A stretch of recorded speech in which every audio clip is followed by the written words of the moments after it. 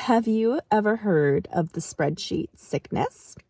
There is a real danger of learning more financial knowledge.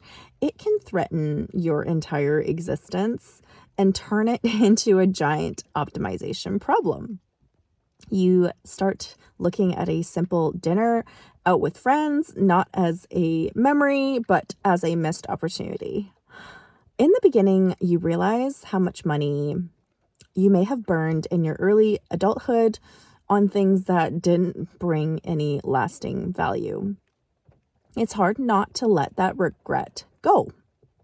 But dwelling on the past is just another way to misallocate your current cognitive resources. The money you spent back then was your tuition fee that you paid in order to learn how the world works. You had to live that version of your life to appreciate the value of the one that you are designing now. If you aren't careful, the desire to escape the rat race can turn you into an accountant of your own misery. You can start counting down the days, the months, and the years until you hit your target number.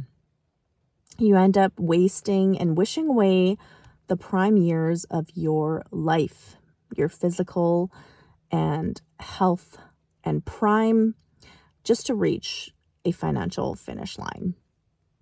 This is not a good bargain. There is absolutely no guarantee that you will have the health or the circumstances to enjoy tomorrow, let alone a decade from now. The present moment is all that we have, and it's the only guarantee. This means you have to find a way to make the savings process feel invisible rather than restrictive. If your current lifestyle feels like an endless exercise in deprivation, your strategy might be broken. You are building a foundation of resentment or regret that will likely crack long before you retire. The goal should be to design a life that you love today and then save the surplus that naturally occurs from living life simply and efficiently. It is about aligning your spending with your core values, not cutting your existence down to the bone. True frugality should feel like relief and freedom, not punishment. When you can find that sweet spot, the daily urge to obsessively check your portfolio completely vanishes. You are trusting the math to do its job in the background while you focus on doing your current life. You release the need to constantly monitor things you cannot control. The market is going to fluctuate based on global forces that do not care about your personal retirement timeline. Panicking over a red day or celebrating a green day is truly a waste of time. You have to learn to treat your investments like a seed that you are planting in your backyard. You're not digging up the roots every afternoon to see if the tree is growing. You just make sure it has water and let time do the heavy lifting.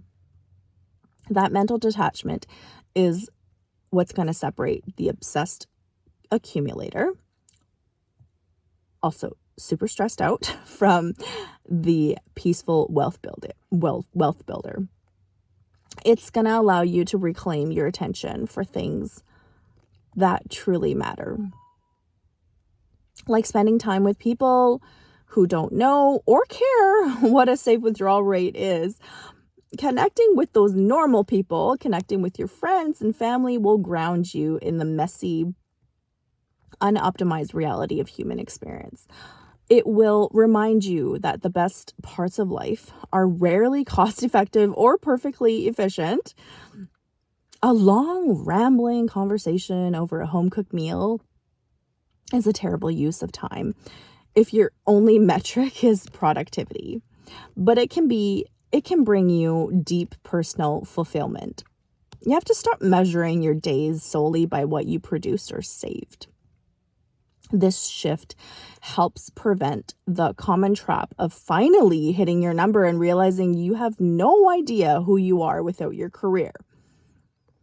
If you spent 10 years doing nothing, by working and calculating, your identity will shrink down to nothing. You will arrive at freedom with an empty internal world. You have to actively practice being a free person while you are still working for a paycheck. That means setting boundaries around your work hours and fiercely protecting your personal time. It means refusing to let corporate stress bleed into your after work hours. This perspective naturally changes how you handle workplace politics and corporate drama. You stop taking minor slights or systemic inefficiencies personally because you know you're just a temporary visitor. You have an exit strategy, which gives you the ultimate professional poker face.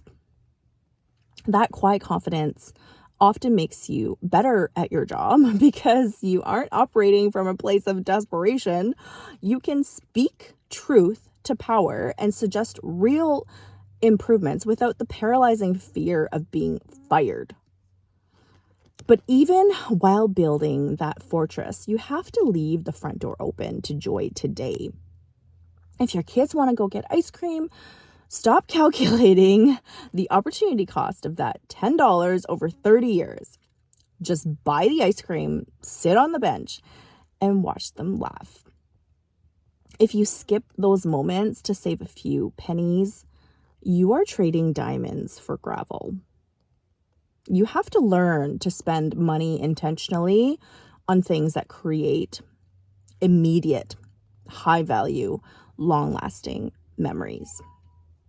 This balancing act requires a constant calibration of your internal narrative.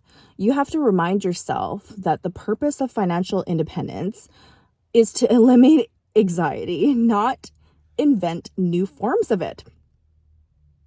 If the spreadsheet is making you miserable, stop looking at the spreadsheet.